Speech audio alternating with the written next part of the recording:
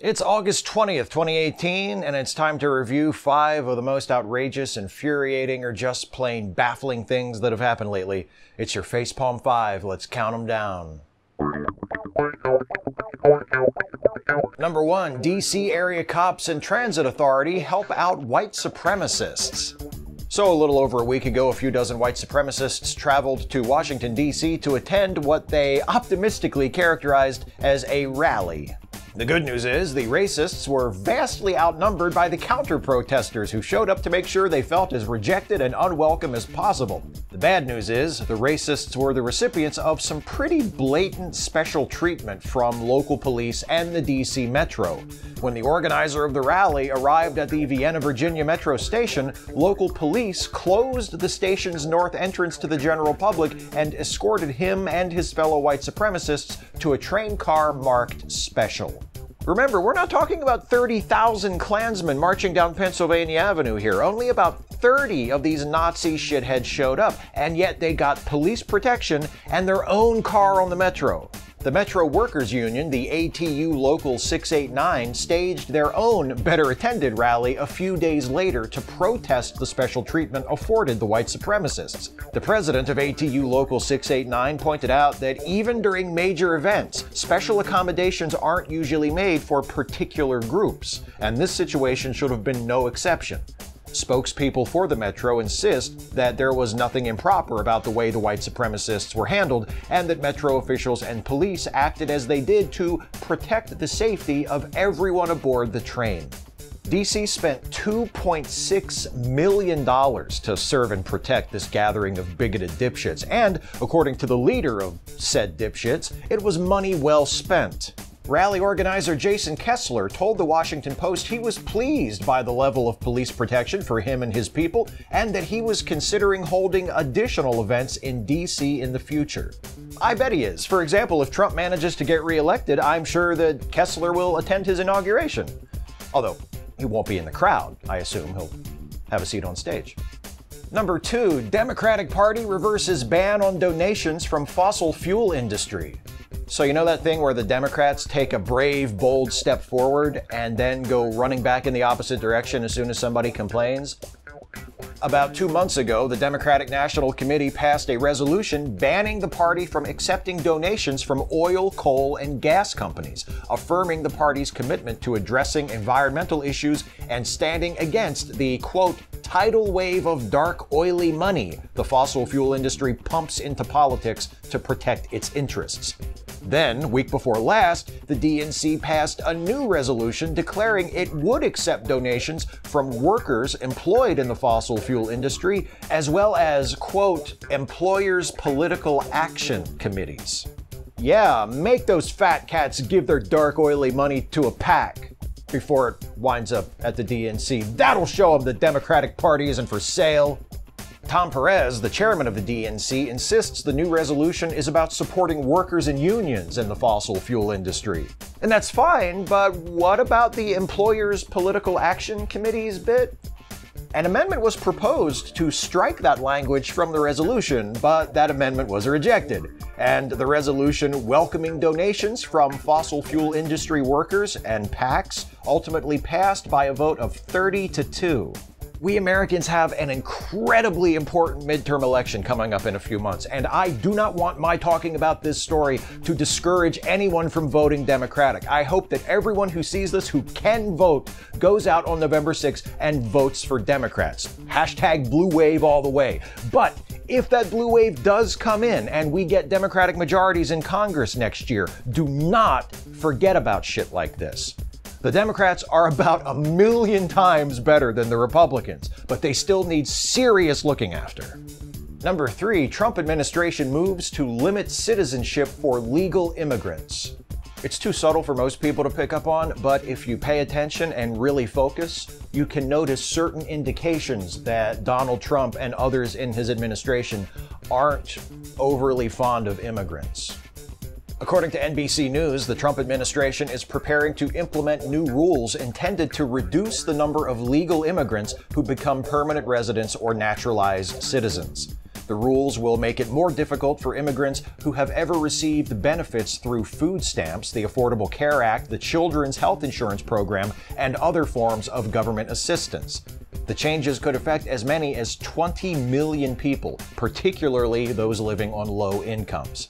The new rules are being spearheaded by Stephen Miller, the white supremacist White House official who has also pushed to drastically reduce the number of refugees allowed to enter the United States. Trump himself has repeatedly complained that the system as it stands doesn't attract, quote, the best people. They can't make it much more obvious without just coming out and saying it. They want to keep out the undesirables. The tired, the poor, the huddled masses yearning to breathe free. Sorry. Too poor, too different, too dark. Where are the good immigrants? Can we scrub off that Emma Lazarus poem from the base of the Statue of Liberty and replace it with a verse more reflective of our present attitude, please? Something like, give us your wealth and exploitable skills? Come to our shores, help our rich people get even richer, or as it's also known, the American dream? Number 4, Omarosa reminds us that Trump is a racist, in case we forgot.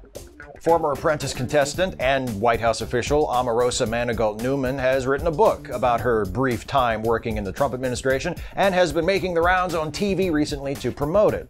During her press tour, she's shared excerpts of a secretly recorded conversation with Trump's daughter-in-law, Laura, which show Laura Trump offering to have campaign donors pay Omarosa $15,000 a month following her dismissal from the White House, an offer which Omarosa characterizes as an attempt to buy her silence. Omarosa also claims to have heard the rumored tape from the set of The Apprentice where Donald Trump can be heard saying the N-word. Omarosa herself isn't exactly what I'd call trustworthy. She has made some questionable decisions in the past, for instance, choosing to publicly support and associate with Donald Trump for most of the last 15 years. But when she says that Trump is a racist, a misogynist, and a paranoid weirdo, I believe her. Not because I trust Omarosa, but because I knew all of that already. If Omarosa writing a book and going on TV with an axe to grind against her former benefactor is what it takes to keep people talking about the fact that the President of the United States is openly bigoted and dangerously incompetent, then I'm all for it. But shame on anyone who talks about the much sought-after N-word tape as though it would make a goddamn bit of difference at this point. I bet that it does exist, and if it does, I'm sure we'll hear it at some point, but does anyone really need to hear it to make up their mind about this? Will the people who still insist Trump isn't a racist be moved by it? Or will they shrug it off, accept Trump's inevitable disingenuous apology at face value, and angrily insist that everyone move on? Look, if the bout is Omarosa versus Trump, I'll root for Omarosa to destroy him all the way, but if the question on the table is Trump a racist? Who are we kidding here? We don't need Omarosa to tell us what Trump himself has been telling us for decades. And speaking of the President of the United States, it's time now for the segment devoted to some of the other things Donald Trump has done recently to disgrace the presidency and embarrass and/or endanger the United States and the rest of the world. It's number 5, the further misadventures of Lord Dampnut. Please keep in mind, as always, the following is not a complete list. Omarosa also claims she saw Trump eat a note following a meeting with Michael Cohen. I reckon that's probably true too. As I said, Trump is a paranoid weirdo.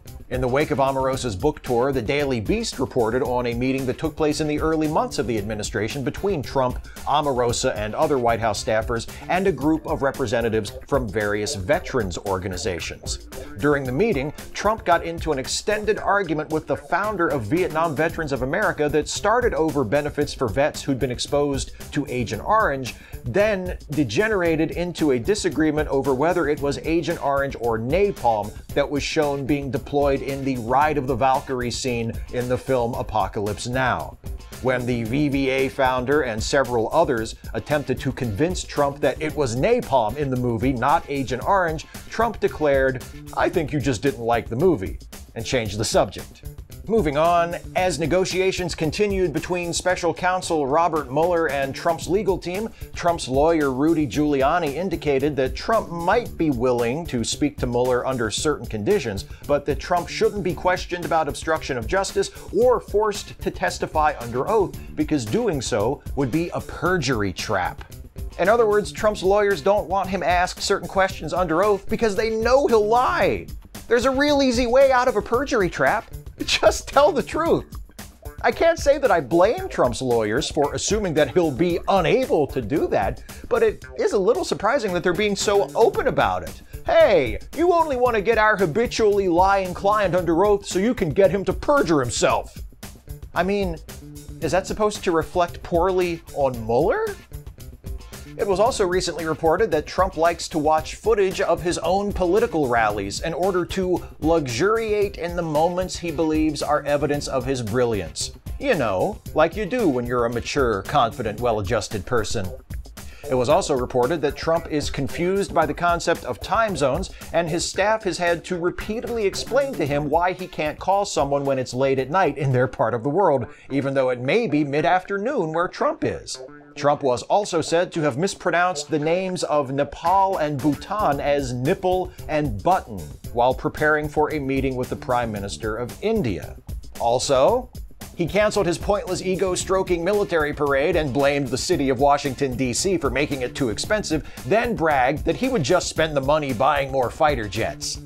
He revoked the security clearance of former CIA Director John Brennan, who has been an outspoken critic of Trump's, describing his recent meeting with Vladimir Putin as treasonous. Oh, and hey, speaking of Russia, Trump signed a defense authorization bill and attached a signing statement declaring that he reserves the right to ignore the bill's ban on recognizing the legitimacy of Russia's annexation of Crimea, and complaining that the bill unfairly limits his executive authority by requiring that he report to Congress if Russia violates a nuclear treaty or if he discusses a new arms reduction treaty with Putin. In that same signing statement, Trump also objects to a provision of the bill requiring him to report to Congress on the nuclear activities of North Korea. I mean, who do these dicks in Congress think they are anyway? Trying to check the power of the president? What gives them the right? That's 5. Speak out, act out, resist, look after each other. Hey folks, hope you got something out of this one. If you did, please like, share, subscribe, and also please consider helping me to make more videos like this one by supporting this channel through Patreon. You can go to patreon.com/Steve Shives to become a patron of this channel for as little as $1 a month.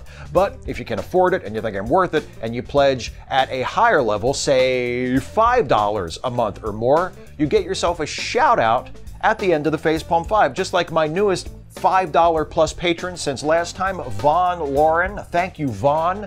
Joshua Weinbarger. Thank you, Joshua. And Huge Nut. Thank you, Huge. Thanks to all of my patrons at whatever level your support is. Thanks to all of you for watching, whether you are a patron or not. And I'll see you next time.